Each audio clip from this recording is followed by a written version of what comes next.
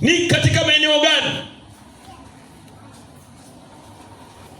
Mahali ambapo amani haipo, nataka nikwambie, hapo mahali lazima watu watakuwa wamefadhaika, wanakaa katika hali ya fadhaa, kwa kuwa hakuna utulivu, ni masumbufu, ni vurugu, ni vita.